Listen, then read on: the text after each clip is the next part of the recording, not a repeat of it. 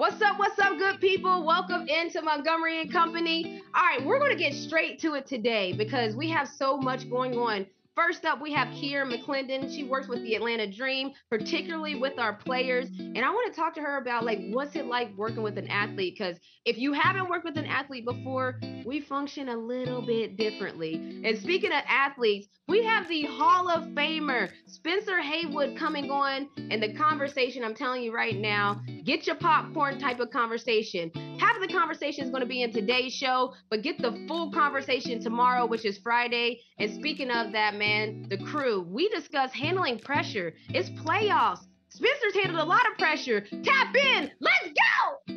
First of all, Kiara, what's your position here with the Dream? So I'm the director of player engagement. And this is a position that we've never had at the Dream, but a lot of teams don't even have. And so what is your job to do? So I essentially take care of all the players off the court matters to help develop them holistically. So that's everything from player appearances to player education / guest speakers to, hey, I'm in Atlanta and I want to do something fun. Can you give me tickets to the Beyonce concert? Okay, those are the questions that they ask. For real? Somebody's actually asked that? Yes. Hey, Key, there's Drake and 21 are having a concert in a couple weeks. Do you have a plug? And I'm like, I'll look into it. Wow. So, I didn't even know. See, I don't even know the things they're going to ask you, but we want them to ask you everything. Yep. So this is a very, you're like our liaison between the business side, the basketball side, and how the players are functioning off the court. Yeah. So, what things are you focused in on, though? Because, yeah, they can reach out to you, but what things are you, naturally focusing in on yourself? Sure. So, because I'm so new, it's really been about building relationships on all sides. First and foremost, the players, because my primary goal is to make sure they're taken care of. But then also the staff. I built relationships with the business office. I'm building relationships on the basketball side. So I know what you need. Right. I can anticipate what you are going to ask me before you actually ask me. You know what I was about to just ask you just now too, huh? No. Oh, okay. Just checking. But I think for me, it's just relationships real big. The other piece is I'm thinking about your life after basketball. So how are we setting you up to be successful while you're a basketball player so that life after basketball and whatever that looks like is easy? You should step into that with some money in your pocket and a couple of other opportunities in play for you. So no, that's a great point because Ryan even just came here and she was talking to us about she's not going to go overseas because she wants to build that. So that's going to be, huge. That's going to be huge. She mentioned that to me a few months ago, and I've already been all right, I'm trying to plug her in here, trying to get her a meeting with this person because I think Ryan is a great person. All of our players are amazing, and I'm very fortunate to work with them. But with Ryan, she said, I want to get out more. I want to get out my shell more. So that sounds like you. That's why I'm asking you, because it feels like Ryan, what she wants to do directly is the reason you're here. Yeah. So, Ryan Howard, the #1 draft pick, all-star. Yeah. What, first of all, if we were saying all these things for an NBA player, you wouldn't even need to do anything. Yeah. Think about this. If we had a #1 draft pick that was an NBA player, an all-star, rookie of the year, your phone would be ringing off the hooks with so many. You wouldn't be asking for that. People would be so, what is that like having to navigate, almost educating people on who she is, how she is, and then moving forward with that? I just hype her. Anytime I talk about her, I'm like, you need to know who this is. You know what I mean? #1 draft pick, rookie of the year, Kentucky, phenom, so that they're wow, if they don't already know. And then I'm also kind of how do you not know? How y'all not paying attention? Y'all need to get on it because, Ryan's been doing great, as has our whole entire team. So I think for me, it's just, I'm a supporter of the WNBA. I'm a supporter of the Dream, and I work here. So it's easy for me to say those things and to convey the excitement behind it. And so were you a former athlete, right? Or I wasn't, not when it mattered. Okay, because it was I thought you gave me former athlete vibes, but it's with athletes, the thing about athletes is very direct, right? I want to ask basically if you were going to say, I'm going to say you're an athlete, but since you aren't, being around athletes, have you noticed how athletes speak? Is it a little, does athletes talk a little bit different? Yeah, it's not a lot of fluff. Yes. But I'm not a lot of fluff person, so it doesn't offend me. It's all right, what do you need? Yeah. I need this. All right, cool. I can go do it.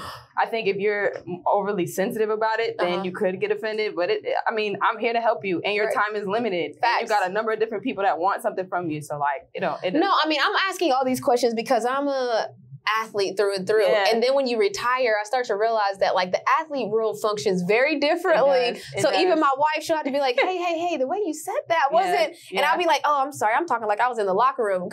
So I'll give you an example. Like there's a situation where an athlete came to me for advice and I was like, you probably don't want to say it that way. You probably want to say it this way. So like the good thing is when you build that relationship and that trust, they call you out of the blue. Like I'm about to say something I probably shouldn't say. Great. Like, I love that they're calling you for that though. Yeah. Like it you feels, doing your job. Yeah, I'm trying to. Like I think this is a perfect role for somebody like me because I feel invested in the development of people. Like I love people. I love talking to people. I love building people up. I want, like I said, to put some money in their pocket also and to make sure they're taken care of. So I'm very excited to be in this role. Thank y'all for, creating a role like this. Is needed on all teams. All teams should have a role like this. But I think all of our players are going to be that much more successful because they have people that are invested in who they are before the number on their jersey. I don't care. I do care because it helps us win. Yeah. But like my primary thing isn't, Ryan wears 10. It's like, who is Ryan Howard as an individual? Who is Cheyenne Parker, Monique Billings, Danielle Robinson, Alicia Gray? Like, who are you? Yeah. How can I help you? Wow. What do you need? Do you need a hug? Like, if you notice, if you watch me today, I walked around like, you need a hug? You was hugging everybody? I was hugging everybody. Lord have mercy. We passed COVID at least. I mean, I'm mind germs. But sometimes but I love that. You know? No, of course they need that. Listen, I'm so happy to have you here because as a player, I needed that. Like you saying it, but like as a player, I would have loved to have somebody that if I'm in the city, they can get me connected or even just help guide my path. So we're happy to have you here. I'm happy to be here. Thank you for stopping by the show. Yes, thank you. That was Kiara McClendon, our Director of Player Engagement. And now on to my conversation with the legend, the Hall of Famer, Spencer Haywood. We have a legend in the building, all right? Spencer Haywood, he was inducted into the Naismith Basketball Hall of Fame in September 2015. And we're going to get into everything. I don't even feel comfortable saying just Spencer. So, Mr. Spencer Legend, welcome to the show. Thank you. And what an honor to be on your show because you have shown me what the movement is all about nowadays and to show me that young people and a young person such as yourself can, steer the NBA guys and the WNBA girls to something higher than what was normal at that time. Wow. So, thank you, legend. Oh, my goodness. Thank you. And when I say legend, I want people to really understand, like, this Hall of Famer won a championship iconically with the Lakers, but you have so much history. And the NBA Finals is going on right now, and everyone knows that the Denver Nuggets, there's a lot of talk about, like, this could be the year. Miami Heat, they're battling out with them. You have some deep-rooted history with the Denver Nuggets. I mean, a legend in your own right. Can you just talk about your time there? Where were they when you were playing for the Nuggets? Well, what happened, if I can back up a tad bit, because I was taught it was promoted as the young phenom in basketball at that time. And what happened was in the 1968 Olympics, when Kareem boycotted the 68 Olympics, they came and got me to take his place. And I was 18 at that time. I turned 19 at the games. And we won the gold medal. I set 5 records in that gold medal run. Wait, what 5 records? Whoa, I'm not about to let you skip none of the greatness, okay? Hold on. Do you know what the 5 records are? Do you even remember? Because sometimes. Yes. Well, the first one was the most points in Olympic history in the single game. How much? Single game series. I think it was 156 or 140, 156, I think. Okay, so the team scored 100 and plus points, and it was the most points scored in a game. And, no, not in the game, but in the series that we played. And so later it was broken by Kevin Durant in 2012, but he has an asterisk by it because he was shooting threes and I didn't. And also I set the highest field goal percentage in the history of America. It's still. So you was in the zone. What was the percentage? I was in that zone. I shot 72% from the field. Let's go. Let's go. Talk your talk. I want you to Come on. And I broke the record in block shots. And how many of those? I don't know that one, but okay. yeah. And so from there, I left and I went back to the University of Detroit. And at that time, we had just came out of the riots in Detroit, the 1967 riots. So I was coming home to try to save our city because our city had gotten burned down. And so at the University of Detroit, we were in the independent league. I got out there and averaged 33 points per game and 23 rebounds per game in Division I. And we played independents. We played Notre Dame, all of the greats. And so right away, the draft came up that year, and the NBA and the ABA went after Kareem Abdul-Jabbar. Kareem decided at the last minute that, well, I think I'm not going to the ABA because I want to go to the NBA. So he signed with the Milwaukee Bucks. And now Hannah Storm's father, Mike Storm, says, well, wait a minute. We got to get somebody to come in and save the ABA because we're going to go out of business if we don't. And we need something to pull a draft, pull together draft picks before they get to the NBA.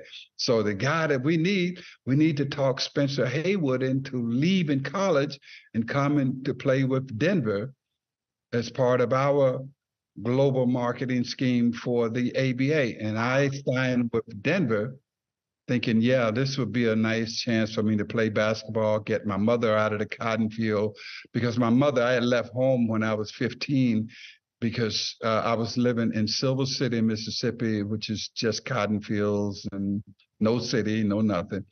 And my mother was picking cotton for $2 a day. My family had been picking cotton for over 100 years. They just did that slave work. So I wanted to make a difference, and I signed with Denver.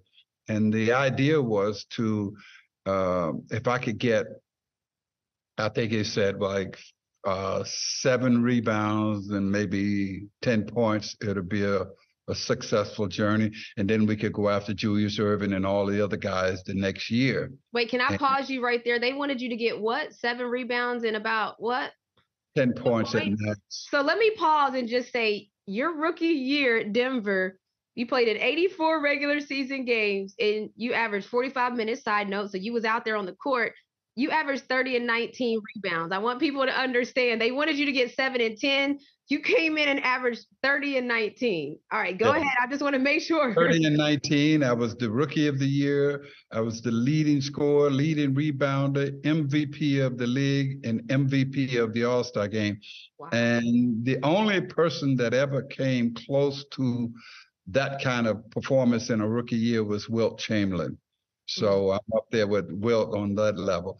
And so we bailed out the ABA, and then all of a sudden you had Julius Erving, George Gervin, all of those guys says, hey man, I'm not waiting for 4 more years in college. I'm leaving after my second year, my first year, and they came into the ABA, and that's when the ABA got its sea legs.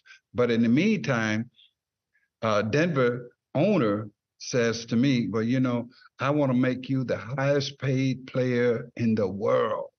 What? Like, okay, let's do it. Listen, talk to me nice. How much was that? Let's drop it on me. So he signed me to a contract, and I was trusting, like, okay, you're doing the right thing because I'm the MVP, and I just saved your league. I just saved your franchise. So they put together this contract that they would put $15,000 into Wall Street, and over 50 years or so, the Wall Street will create the $1.5 million back then that would pay me.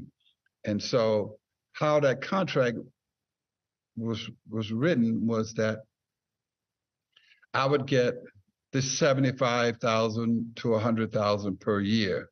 That's back in the 70s. So and they wanted you to be the high. I know there's going to be inflation and different things of that nature that would change it, but the highest paid player at that time, which should have been you're making 75 to 100. Yeah, well, it was supposed to be 250,000 per year, but what happened is they put in clauses in the contract that state that I would get paid from age 50 to age 70 from the Rockets. And not only that, but there's another clause in that contract that says I had to be employed by Ringsby Truck Line, who owned the team, the Rockets team. So it was a totally fraudulent contract, and there's no way it was going to come to it's going to like put $15,000 in this program called the Dog Off program. I would say it's a Bernie Madoff deal. Wow. And they were supposed to generate that money. And that's why it was the headlines was like, Haywood is the highest paid player, and I refuse to get paid like Wilt Chamberlain and Bill Russell, because at that time they were arguing over who was going to be the highest paid player. And Wilt Chamberlain got $125 for the year, and Bill Russell said, I'm not playing unless I get paid more. And Red Auerbach gave him $1 more. The highest paid player. It's like trading spaces. It's like the dollar bet almost in trading spaces. This is old school ball. So this is 1970s and stuff. So I go into the office with my newfound lawyer and friend, Al Ross. We're going in, well, they're going to straighten this contract out. Man, this is no big deal. So I walk in and we're trying to negotiate and straighten the contract out and get the dollar amount of the contract. That owner was an old trucker, who built his business on wildcatting and stuff. He said, you get your ass out of here and take that Jew lawyer with you. What? I'm not going to correct this contract. I'm not doing nothing, because listen, you can't go back to college because you left early. So you cannot accept it back in college, and you can't go to the NBA because the NBA have a 4-year rule that states that you cannot play until your 4 years after high school. So wow. So you got me. So you got me between a rock and a hard place. And so right away, this guy, Sam Schulman, who owned the Seattle Supersonics, who had just gotten that franchise, it was Seattle and Phoenix who had just gotten the expansion franchise. So the Phoenix Suns came over and they got Connie Hawkins, the MVP, just before me. And they took him over to Phoenix out of the ABA. And so Sam Schulman says, I'm taking the next ABA MVP, and it took me, but I was an underclassman. So right away, I signed with Seattle to play with the Sonics, and the NBA slammed me with a letter stating that we have a lawsuit against you, stating that you can't play in the league until your class has graduated from college. Wow, that's a WNBA rule right now, actually. Okay, well, you know what I'm saying. I'm saying, well, oh man, what am I going to do? And so Sam Schulman said, I'm going to pay you just to sit out. And I want to play, man. Can we fight this? Because I just came out of the Olympics with Tommy Smith and John Carlos, and I was a young player with those guys, and listening and watching them go through all of their stuff. The iconic Olympics. That 1968 Olympics is iconic. Yeah. So I was like, oh my God, I got to fight for this rights. And so I sued the NBA for the rights to play. Yeah, the 1971 Supreme Court case. Is that what you're referring to? Because we had Sonny Vaccaro come on the show previously. He's kind of the grandfather of name, image, and likeness with the Impact in college. You had your own history that you made because spoiler alert, I'm gonna let you tell it. But what happened when y'all went to court? Well, first we started off. We went into court, and they got an injunction for 10 games. So I sat at home and I just worked out continuously, like I'm going to get in, because I'm going to get an injunction against the league for 10 games. So I got the injunction later for 10 games to play. And I'm thinking, wow, they're going to love me. So I walk out on the floor. I'm like, oh, I'm so happy to be playing again. And they says, well, ladies and gentlemen, we have an illegal player on the floor, number 24. No. This game is being played under protest. That's the announcer. And I was like, whoa. And So people how did the crowd react? Like, did people start cheer? throwing bottles. They start throwing everything. Oh my God, go back to college. What are you doing? You're messing up basketball. This ain't no ABA. This is the real game. And I was like, yeah, I'm gonna beat up all of your players just like I beat up the guys in the NBA. Not physically, but I mean basketball. Right. I can't wait to play against Wilt. I can't wait to play against Elgin Baylor and Oscar Robertson. Bring them all up. I'm the new guy. I'm the new thing. So I'm talking all my talk. So we got the whole 10 games. And then they got another 10-game injunction. Then the following, I got an injunction to play again. And we get to Cincinnati, and their injunction was, let's put him out in the snow. So they put me out in the snow. What do you mean? What do you mean put you out in the snow? No, he can't. This injunction read tonight, we can't allow him to be in the arena or in the locker room or on the grounds. They didn't even let you in the building, is what you're saying. They didn't even let you inside. No, they put me outside, and I'm standing out in the snow because they let me warm up first. And I had nothing but my warm-up gear on. So I'm standing out there freezing like, oh my God, what is going on? Why are they doing me so bad? And the police who were guarding me said, get in the car because you're dying out here and you're going to freeze. So I got in the car, and we finally got maneuvered all the way to the Supreme Court. And when we got to the Supreme Court, Thurgood Marshall made the statement that we allow young men to go to Vietnam, to fight in the war at age 18 and to 20, 22.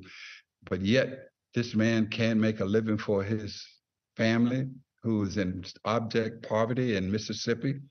So let's look under the Sherman Antitrust Act and let's allow him to play basketball. So that's how I won my case. Wow. Come on, man. You better. Because this case from 1971, April 1st until now, it has created over $50 billion in players' salary that players alone get. And by that, let me give you an example. I hate to use LeBron, but I'm going to have to. Okay. LeBron is getting $50 million a year. Mm-hmm. He's got 4 extra years to make that 50. So he's $200 million richer because of me. Yeah, so because your case all the way down. Yeah, your case allowed all the athletes on the men's side. It set the precedent that now an athlete can choose whether they stay for 1 year, whether they don't go, whether they stay for 2 years. You are the case that allowed us to see the one and dones and the different things. Kevin Durant of the world, LeBron James. We know like there's a large group of superstars, Kobe Bryant, who opted not to go to school. They thought that they were ready for the league, and they were. That's what the 1971 Supreme Court case that you won. Yeah. It allowed all of these players, and then you have the guys like Michael Jordan, who says, well, I'll play for 3 years, but I want to come out under that Spencer Haywood rule. Magic Johnson, 2 years. So it changed the game of basketball. Now, with all of the fighting that the NBA did, the NBA was like rolling at 14 to 16 teams at that time when we won the case. All of a sudden, the NBA says, oh, my God, we can expand because we can more get players coming. So all of a sudden, the owners, the teams that were worth about, say $500 million, they jumped to $1 billion in ownership. And all of a sudden, we put in another, I think, 12 teams. Wow. Because of the workforce was available then. You know, it's crazy that you're talking about this because all the things that you're talking about that you were living through, even the salaries, it's almost the current state of the WNBA now. And I know that when you were playing, I don't know how old was the league when you were playing in the 1970s and the 1980s, but the WNBA is about 27. I think it's our 27th year in the WNBA. Yeah. So a lot of the things that you're discussing now are our current real reality. Like, did you guys, I'm sure took commercial flights? You didn't fly private, did you? Did you take normal flights, or did you take how did you travel? We traveled earlier in Denver. We took commercial, and when I was all the way up until my latter years, we traveled commercial airlines, and the players that were getting the most minutes, they flew first. Oh, they flew first class? Yeah, and here I am. I was the MVP of the league, and I had to ride in the back. Oh my goodness! Wait, what was that then? I thought you said the players that played the best. I had all of the films equipment and my gym bag. I was like, "Whoa, y'all trying to kill me!" But yeah, you did commercial, and then when we got to the Knicks, when I got to the Knicks, we started doing charter because New York was a hub, so you could charter in and out. And did all teams start to do charter at the same time, or no? They slowly moved into it. Different teams start to move into it latter. I was thinking the latter part of the 80s, they started to do charters. So you were one of the first groups that had, because you went to New York, they were a big hub, so they were one of the first ones to have a charter. Oh, that's right. Wow, because it's crazy now, because if you look at the NBA now, I mean, I'm still like, you know what I mean? It's crazy, the growth, and that's what almost excites me because, like I said, everything you're talking about, the lifestyle you were living when you played, that's the lifestyle that I lived when I played in the WNBA, and I just retired 2 years ago. We fly charter, like the salaries, even, if you used inflation, your salary comps will be around $500,000 in today's age. Like that's, the WNBA maximum contract is around $283,000. So in your lifetime, you've watched the NBA explode into this billion-dollar business, pretty much. That's not necessarily how it was when you were playing. Yeah, but the wonderful thing about it is I had a big part in that whole explosion of the business aspect because I refused to, when I got to the Seattle Supersonics, again, the players were asking for $225, and I said my contract in Denver was $250. If you can't pay me $250 cash, I'm not playing. I'm going through court so I can just fight another battle. Wow, you was like, I'm gonna take it to the courts. I'm out here winning. I love that court. They said, "Oh, please give him the money and let him go."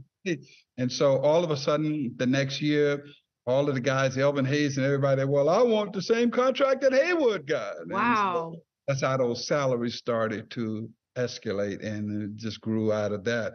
Did y'all have a union when you were playing, like a player? Yeah, we had a union. Just at that time in 1964, let me give you a little history of the 64 walkout. In 1964, the NBA All-Star Game was being played, I think, in Boston, and Oscar Robertson, Jerry West, Wilt Chamberlain, Bill Russell, and all of them said, the game is on national television. This is the first big national televised game for the All-Star Game. We're not going to play. And the cameras are outside rolling, so everybody's running around negotiating. What are we going to do? They got to get on the floor. And they says, well, we want a union. And that's how the union started. That was so they knew they had them. Yeah. Wow. And so that's how the union was formed when, the All-Star Game, they was like, we're not playing in the game until we have a players union to represent our voices. What were they fighting for at that particular moment that they like? It was just, just healthcare, all of the same thing that you guys are fighting for right now. Or maybe you have all of those things, but it was those basic things, and just to have the right to have a union was like so big and such a key thing for everybody. So that's when all the players boycotted, and Oscar Robertson was one of the leaders, and Jerry West And those guys said, we got to have a union. And It's that's how the union crazy. started. It's crazy because so Jerry West, I'm from West Virginia, and so is Jerry West. And so I linked up with him. Thorne. Come on, yeah. Yeah, he's West Let's Virginia. go. Yeah, so I linked up with Jerry West at NBA Summer League. And, you know, like he was just telling me how one of the things that he learned long ago was that he was going to use his voice for and make it have more of an impact because, you know, he was a white man speaking for these things. And so to hear you say that right now, that's kind of crazy because, you know, it's kind of like the kids say, no cap. Like he was telling all the facts, like he was doing it as a player, not only when, you know, and after. Yeah. Jerry West, besides being the logo for the NBA, he has been a fighter through all of this stuff. And so Jerry West is a little teed off these days because he and I are the two villains in the movie that's on HBO, the series on HBO, Winning Time. Why are y'all the villains? I haven't seen it. Well, I'm the villain because, you know, in 1980, I slipped into substance abuse and I started using cocaine. And it was during the playoffs that I got real sick. And the team asked me to stay at home for the last 2 games. And so Jerry West was our general manager, him and Bill Sharman.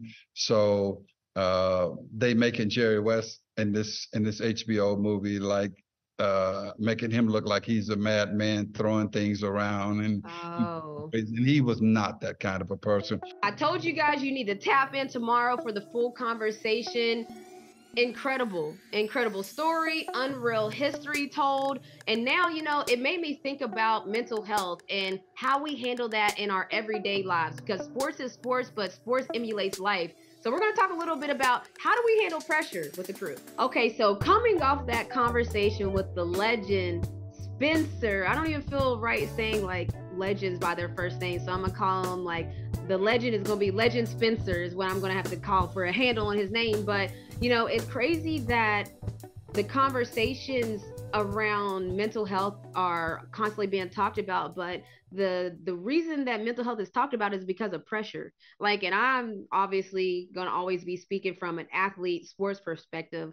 Our pressure is seen. Like, you guys can see pressure applied. Like, literally fans will be like trying to apply pressure with noise, with their bodies, with different things. And so it's like, how do you handle pressure? You know, like I even talked to, you know, in an episode coming up, I'm going to be talking to Amy Olsen, a pro golfer. And I talked to her about like, yeah, like when you're nervous before a match, it sounds good to say to play loose, but how do you do that? Like, how do you actually handle the pressure? How do you actually calm the nerves? Like, and it's in any profession. Like I talk about all the time, I'm an athlete and I'm still in sports, but I'm sure there's pressure at home, there's pressure in the workplace, there's pressure everywhere. So we're going to talk about like pressure, under pressure. Like we're going to talk about pressure because it's like we all have it, but how are we all handling it? And like basically how you handle pressure is how you're handling your mental health. It's all connected. And so like pressure applied, is there more pressure applied at home? Is there more pressure applied at work?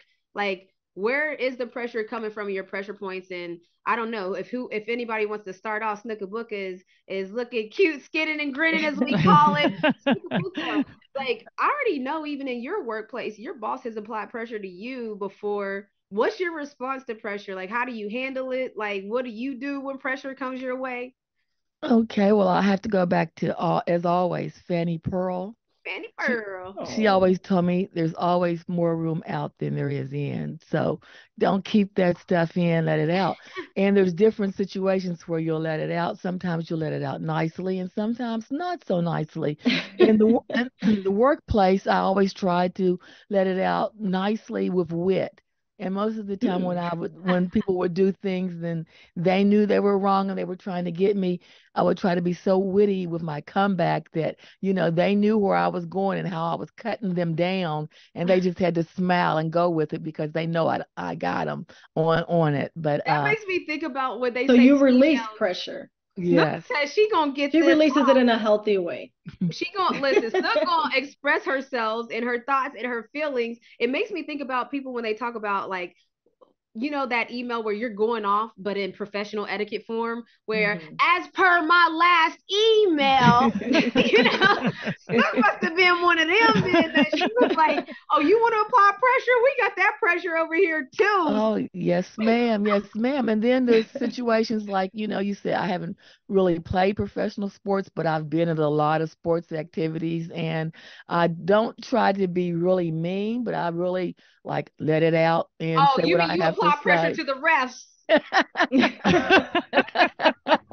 So Snook is the one applying the pressure here. Right. So we was talking about how we handle it. We need to get a ref on here. Actually, I want to interview a ref. I'm putting this out into the universe in case there's any referees that ref at the college level or the professional level. I want to holler at you real quick because you guys do.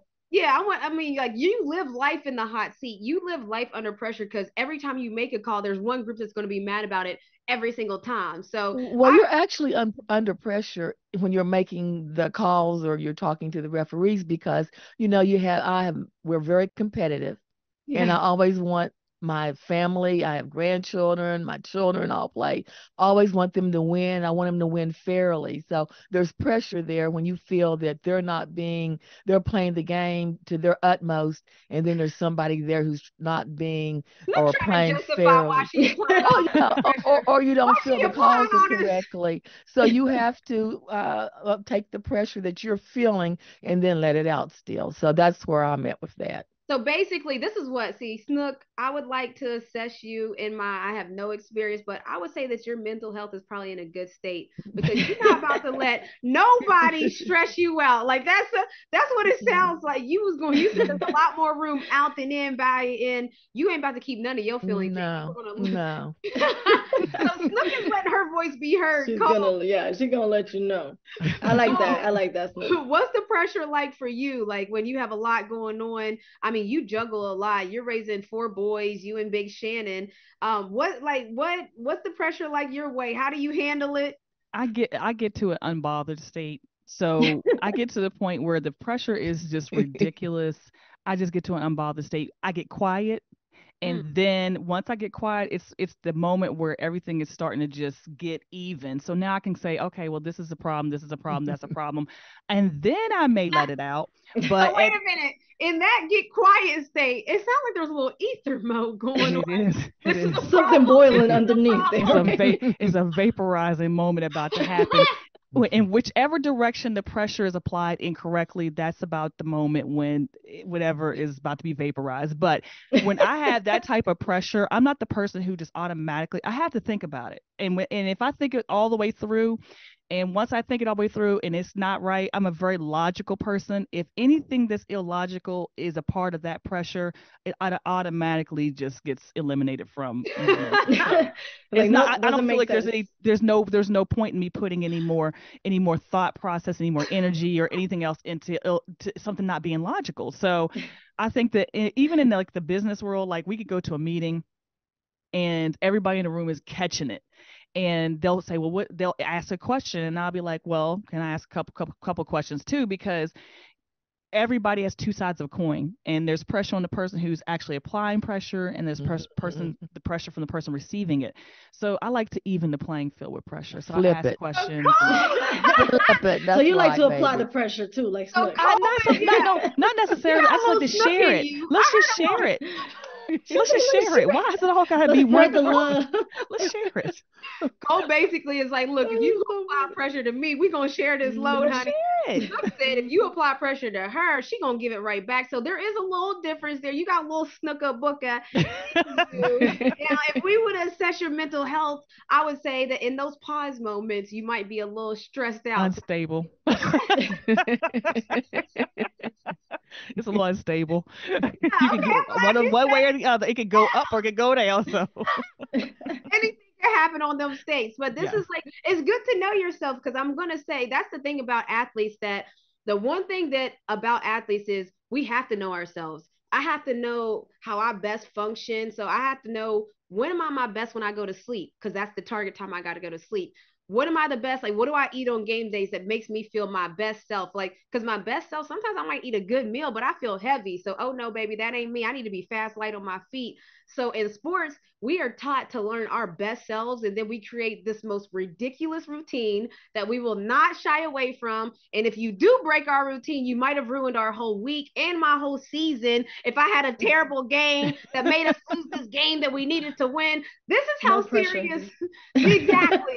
This is how serious it gets for athletes, in a sense of we got to know ourselves. And so in the workplace, I think that if people knew themselves better, it would help with their mental health, and it would help with other things, because like I know the things that are going to stress me out beforehand, so I make sure I avoid those things. And so I'm curious, babe, like you, like how are you with pressure? I know how you are, but I want them, like, how are you with pressure when it's applied, and like what do you do? What's your response?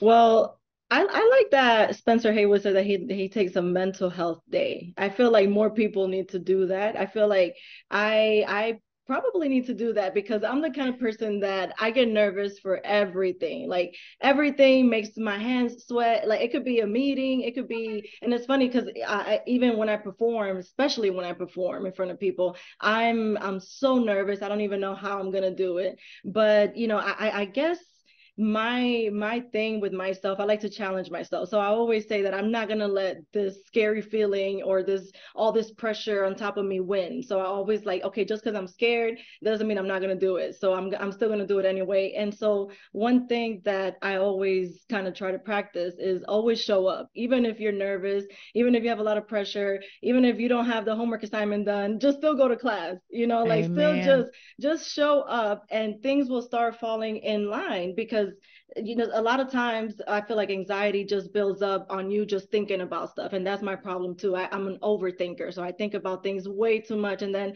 I feel the pressure even more. But then, if you just kind of just not think so much and just show up, I feel like some of that is going to kind of subside a little bit. But I guess the way I handle it is just, I freak out a little bit and then I just do the work anyway. That's how I do it. Serena, I should have had you as a guest speaker to my classes when I was teaching. Just show up. Hey, that's half the battle. Hey, that is half the battle. That's yeah. a good point though, because the legend Isaiah Thomas, Zeke, that he basically, when I first started going to NBA TV, I started out doing like NBA updates, and that's it's a 1 minute hit. It takes 10 minutes to record. It's basically a big nothing burger, but it was my nothing burger. But when I was in the studio, I would see Isaiah Thomas, and he would notice that even though my hit it would only take 10 minutes to film, I would hang around the studio like 2 hours. Just I'm sitting there meetings, I'm listening, I'm talking to producers, and he would always tell me like, hey, you keep showing up, good things are gonna happen. And so to your point, babe, that's a part of like the pressure, because it is the easiest thing to do. Is we all want to hide. I'll be honest. Sometimes I want to hide too. Yes. But you know what pressure, all pressure is conflict, and how it's conflict within yourself or conflict that is presented to you. So any type of pressure, the only reason why it's uncomfortable because it's conflict. So if you think about it in that aspect and you embrace conflict, then you do better in pressure point type situations. Because I love it. Yeah, I'm not a person who shies. Snook said Snook about that action. Right. Renee doesn't like conflict, so I don't like confrontation. I'm curious to see, like, so how do you? We live each other, and I mean we live with each other, so I know how you handle it, like physically. But how do you handle it, like internally? And is it different than when you were an athlete and now that you are basically just a businesswoman? No, oh look at my baby. Questions. So for me, it is interesting, because I tell my babe all the time that it's so different in locker rooms, right? So there's like Coach REM always talked about how like he didn't like how non-confrontational I am, because a lot of times when you think of leadership, you think of a certain leader like, hey, get on the line, get back, like like you think of that type of leader. But you have to like there's all kinds of different leaders. I'm pretty much the example of like, my way that I handle things is humor. Like humor and music are how like I get through everything. So basically, like, I'm not going to tell my teammate that they've taken 2 bad shots in a row. I'm going to say something like, listen, you done already shot 2, so that third one better go in, or let me get you a layup. Like, I'm gonna have to like help them through it. I'm not gonna just tell them straight up that you're taking bad shots. I'm like, listen, let me get you a layup, boo boo, because the rim not playing, like, or something, like, or if they're mad at a call. I had teammates all the time, but my way of getting through my teammate about to get a technical is I'm about to, sorry refs, I'm about to roast the refs on how bad they are straight to my teammate. And so she can know I'm with you, but you know what I'm saying? Say it to me. You know what I mean? Like, we even had a thing where we, instead of saying the ref, we would say airlines and be like, oh man, US Airways sucks. Like, because the refs can't, you know what I mean? We got to figure out different ways, but the way that I handle it is just humor all the time. Like, because there's constantly in sports, there's always a person that's trying to make you fail. So that's the difference in your workplace as opposed to sports. There's literally a human on the other side of the ball that wants you to not succeed. So every single game, I have to know I'm going into that's why we call it a war, or we call it a fight. But that pressure of it all, it's like, you know, for me, my way of handling pressure is I'm way over prepared. It's actually my curse. It's like, I can't go into anything not being too prepared. I waste too much time planning for the thing that could happen, that might happen, that may not happen. But if it happens, I'm ready though. Like, that's the thing that gets me. It's like, that's how I handle it. It's like, I know that I'm ready for whatever they could ask, or in the games, I'm watching extra film, I'm shooting extra shots. The way I handle pressure is that, like, I know nobody can outwork me in the same way, even in business right now. So like, that's kind of how I always handle pressure. I can attest. Yes. You know, I'm a workaholic. Like, I don't even, it's like, what, there's like rappers that say it all the time. Big Sean said it, like, I'm uncomfortable on vacation. Like, it's like, I'm one of them people that, from where I play sports my whole life, I've had 2-week breaks in between seasons my whole entire life. So my mind is used to every 2 days I got a game, or every other day I'm traveling, whether it's overseas. When I was playing in the WNBA, I went from AAU to UConn to WNBA for 11 seasons to now here I am sitting here talking to y'all. My body's accustomed to a fast-paced lifestyle. Working hard is what my body's accustomed to. So nothing changed, even though I don't play sports anymore. So for me, like, I'm just a workaholic. Like, that's it's been a fantastic voyage. Fantastic voyage. But I will say that Renee does, like, when you said unbothered, Cole, like, I feel like Renee is definitely that too. Like, we're polar opposites. It could be something that's like so serious, and it's almost like I have to ask Renee, like, do you know like who you're about to talk to, or do you know who you're about to meet or something? Because it's like, she's the chillest she can be. She's just like, so, I guess, you know, like, unbothered is the word, you know, and just so playful. And I can see that you handle it with humor, but it's almost, I think it's a little bit more than that too. It's almost like you don't take yourself too serious.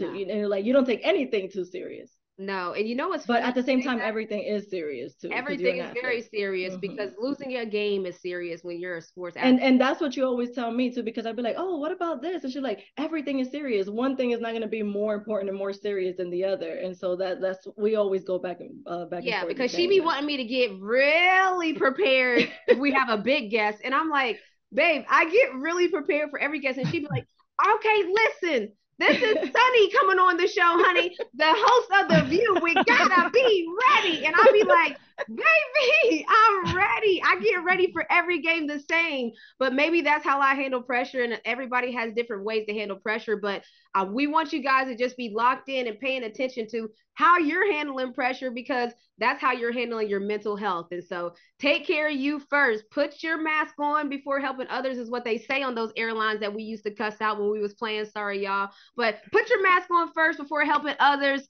That's all we got, man. I love our crew discussions. Under pressure. Handle your pressure, y'all. All right, so again, I can't emphasize enough, tap in tomorrow. You're going to want to hear what Spencer Haywood has to say. And speaking of, he talked about that he's a girl dad to me, and we got to shout out all the dads for Father's Day. I know that, you know, we're very woman-centric around here, but we always cover sports, we cover business, but we also want to show the dads love, because come on now, look, I'm a daddy's girl. I'm also a mom's girl too. Shouts to Snook, because Snook, y'all know she's the host of the show. So shouts to Snook, but also shouts to Diddy, man. I'm always going to be a daddy's girl. Shouts to all the girl dads, but shouts to all the boy dads too. I mean, shouts to all the dads that play that role in the family. Tap in tomorrow. You guys already know it's a generational thing.